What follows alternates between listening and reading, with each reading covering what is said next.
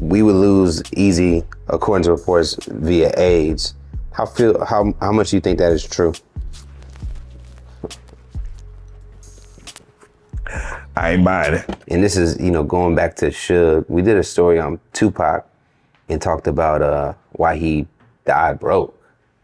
I don't know if people knew that Pac was like, as massive as he was, he still kind of died in terms of like, when they look, peel the layers back, he didn't have, like, how do you think he could have avoided that? Was that just inevitable with like dealing with someone like a Suge? Hey, man, like I said, Suge lived in ownership as long as he owned it. When your publishing company is called Ain't Nothing But Fucking Going On, it's kind of obvious what the deal is going to be. Ain't nothing but fucking publishing.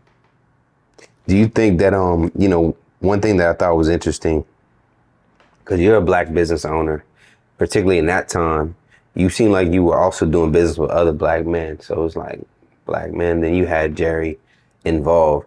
Do you think we need like white folks to be a part of our like business to scale a company? I think about what Dre did over time of his career.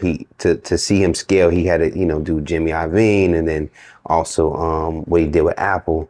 Like, how do we work together to maybe scale? Like, what is your thoughts around that? Most of my young career, all my mentors were black men. My first manager, Swamp Dogg, my dad, big influence. Jeff D, another big influence, another Gemini. Old man Dootsy, owned Doodle's Music Center, another Gemini. They were always, everything I was looking to get into, they were always sitting there waiting to give me with open arms to give me all the information I wanted, man. Whatever I wanted, if I was Jeff D, the guy who owned the building, of Eve After Dark, would not let me pay my rent without a fucking 2-hour conversation afterwards.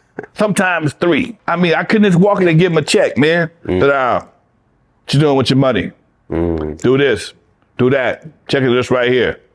Every week. And I'm hot. I got girls or whatever. I'm that dude at that time, okay?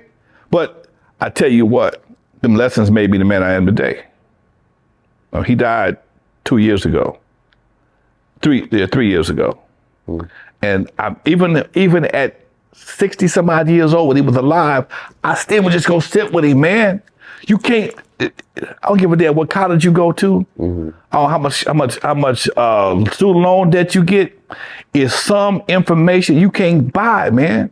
And when you get you a dude that's 90 something years old, that's willing to sit down and talk to you, give you some real unadulterated game, dude, you better sit and listen, man. What was the dopest thing he told you?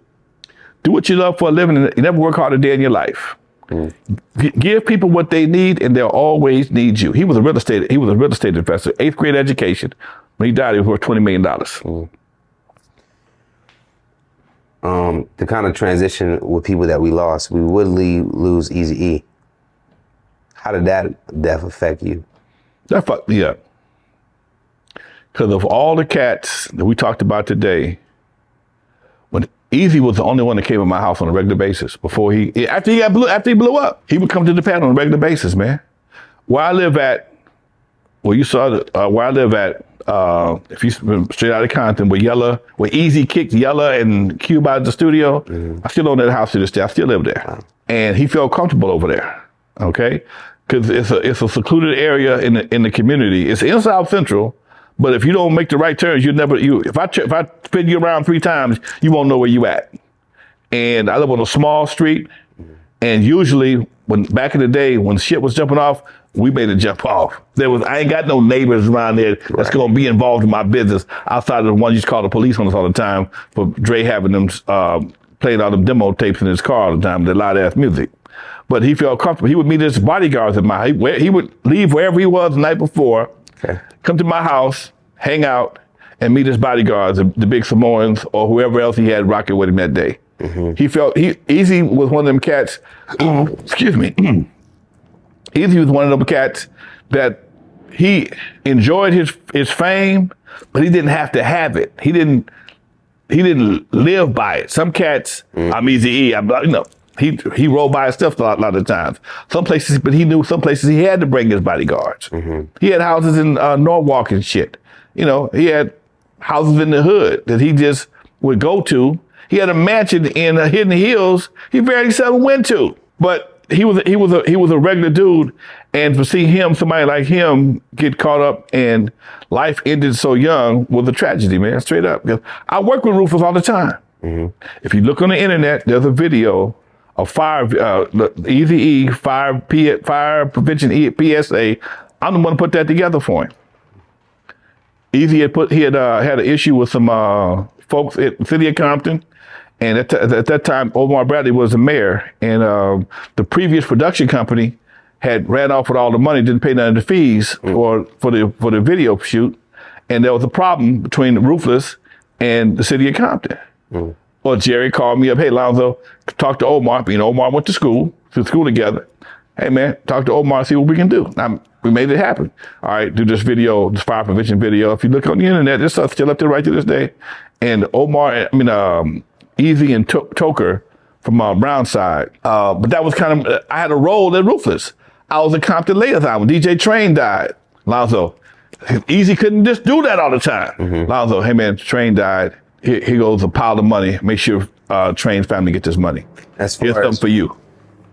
You know, there's always been like, we would lose Eazy, according to reports, via AIDS. How much do you think that is true? I ain't buying it. Okay. I don't know who did what. I ain't buying it, dude. Again, because I'm an old head. I remember the first man I ever heard die of AIDS was Rock Hudson. Okay. Rock Hudson, the famous pretty boy white actor. When Rock Hudson had AIDS and was dying from AIDS, they had news reports every day about Rock Hudson's status of the day. Today, Rock Hudson is resting comfortably in his home in Beverly Hills as he suffers from the effects of AIDS. This went on for months, man. It went on for months. Every day, they gave an update on Rock Hudson. And to see somebody who was healthy as Eazy go in the hospital coughing and come out dead after a short period of time, never sat well with me. I don't know what happened. So did anyone go, did you get a chance to go to the hospital? Nah, dude, nah. But I did see his marriage certificate. Okay. His name was typed on it. I thought that was kind of weird. You said his marriage? The name was typed on it, wasn't signed. What is that? It just felt weird, just seemed weird to me, that's all. Yeah. Jerry showed it to me. Now, if I'm looking at a false document, I don't know, but I'm just saying he showed me, look at this. You know, I ain't saying shit, I don't know shit. Yeah. But it never felt right, man. So it just didn't feel like the usual process. Right. Someone would have a... Magic Johnson had HIV around the same time. He's still kicking it today. He's undetectable. Eazy had just as much money back then. Oh, so going down this road, what would be someone's motive? Because there was Suge Knight kind of like jokingly said this on I saw that on a TV show, and said that he was someone put AIDS in a needle and gave it to him or something. Yeah. Dude, I'm not the one to make a comment on that. I don't know nothing about that right there. Yeah. I know that as the president of the Compton Entertainment Chamber of Commerce right now, I'm in the process of getting the street name after Eazy-E. I've already begun the process, and hopefully I'll be able to get done by his birthday. So, I had a lot of respect for him because he and no matter how big he was, he never got too big to just kick it. I said one day we was on my patio. I said, Eazy, how long you gonna do this gangster thing? Lonzo, so long as they paying for it, I'm gonna sell it. You gotta understand, man.